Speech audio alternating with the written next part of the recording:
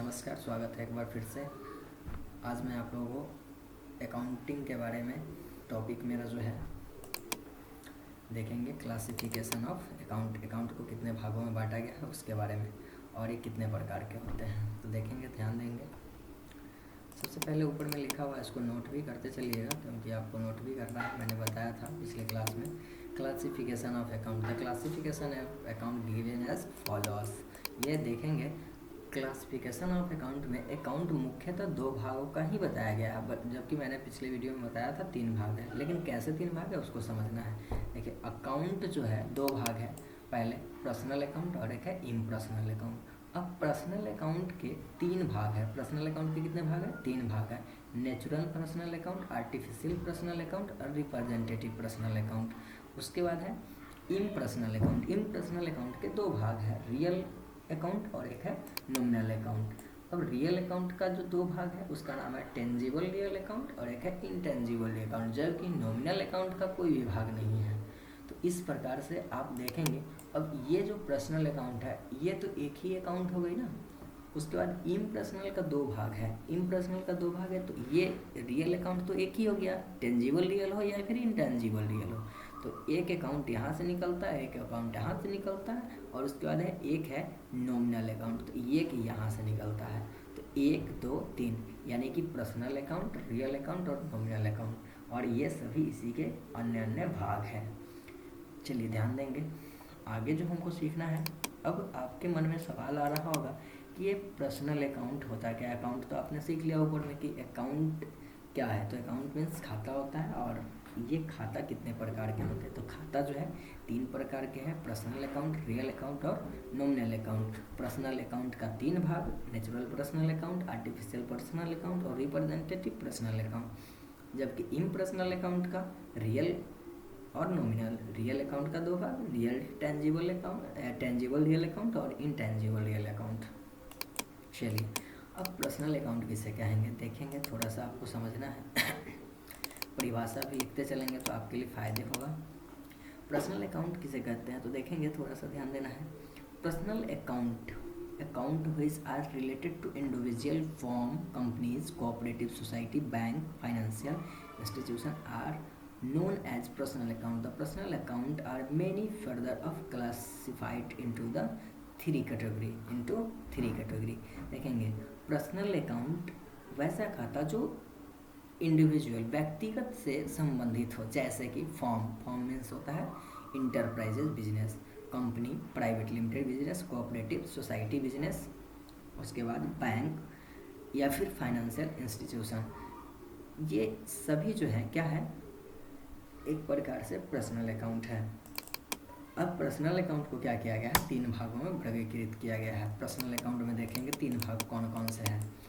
एक है natural personal account. Natural personal account किसे कहते हैं तो नेचुरल पर्सनल अकाउंट जो सिर्फ व्यक्तिगत खाता से संबंधित हो, जैसे कि account of individual natural personal account such as Akhil, Rajesh, Sohan are natural personal account, जिसमें ओनली फॉर व्यक्तिगत खाता दिया गया है, किसी भी कंपनी का चर्चा नहीं है। कंपनी भी पर्सनल अकाउंट है बट वो नेचुरल पर्सनल अकाउंट नहीं है, आर्टिफिशियल पर्सनल अकाउंट है।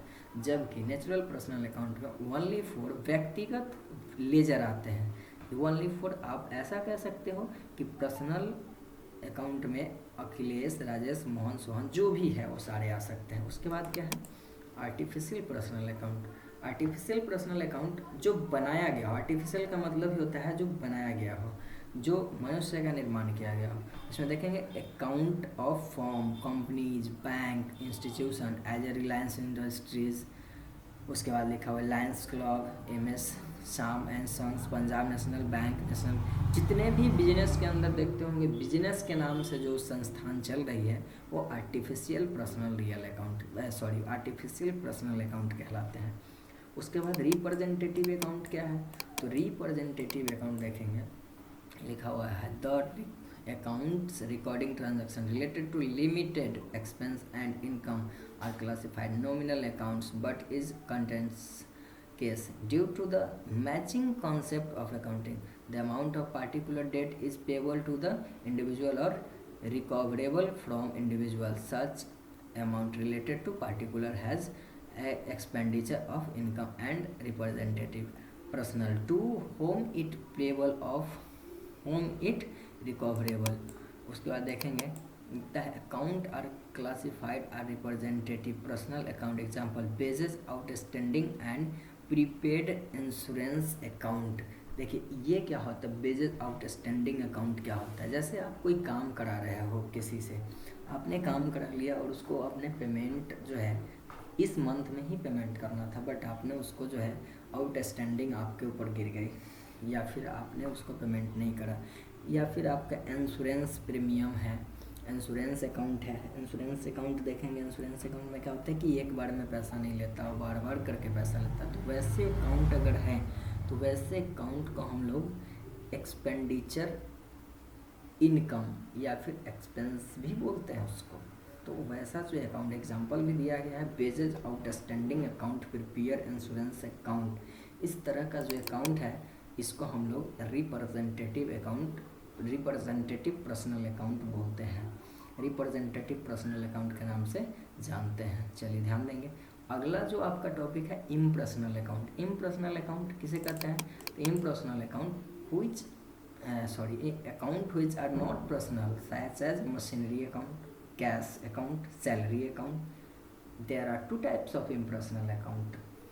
वैसा अकाउंट जो पर्सनल नहीं हो उसी को हम लोग क्या बोलते हैं, इम्पर्सनल अकाउंट बोलते हैं। Machinery, cash, salary account. There are two types of impersonal account. Real account are the related to the asset and property. संपत्ति से जो रिलेटेड अकाउंट है उसको हम लोग क्या बोलते हैं, रियल अकाउंट बोलते हैं। Real account are two types of real account, tangible real account और इंटेंजिबल अकाउंट। संपत्ति भी दो प्रकार से, दो कैटेगरी में अब बढ़ गई।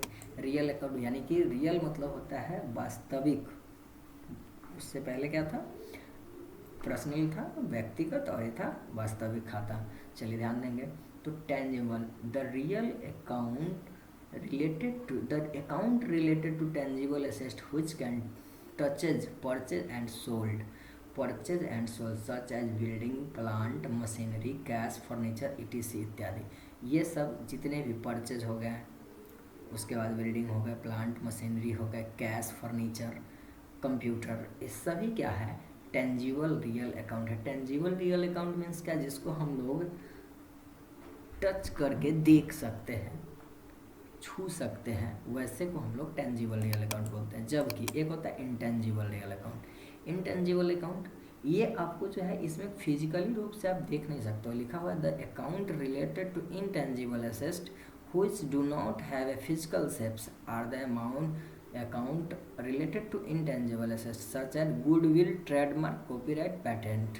ये क्या होता है, गुडविल यानी कि मार्केट में आपका जो अच्छा व्यवहार है, अच्छी बातचीत के कारण आपका जो व्यापार चल रहा है, वो भी एक प्रकार से आपका रियल अकाउंट है, आपका संपत्ति का काम करता है। ट्रेडमार्क यानी कि आप अगर कोई ब्रांड बना लिए हैं तो उसका जो ब्रांडिंग कर रहे हैं, तो ब्रांड के बदले में आपको जो अर्निंग हो रही है। कॉपीराइट, आपने कुछ ऐसा कर लिया है जिसका आप कॉपीराइट से रजिस्ट्रेशन ले रखे हैं, कोई दूसरा व्यक्ति जब भी लेगा तो उसको आपको पेमेंट करके देगा।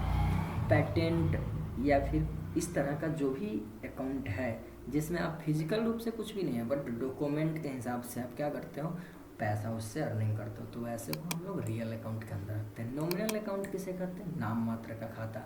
This account to related to income, expense, loss and gain. यह अकाउंट आय, खर्चे, नुकसान और फायदे से संबंधित है। Classified as a nominal account. For example wages account, rent account, interest account, salary account, उसके बाद बैड डेब्टर्स अकाउंट, परचेज है अकाउंट्स, है ना।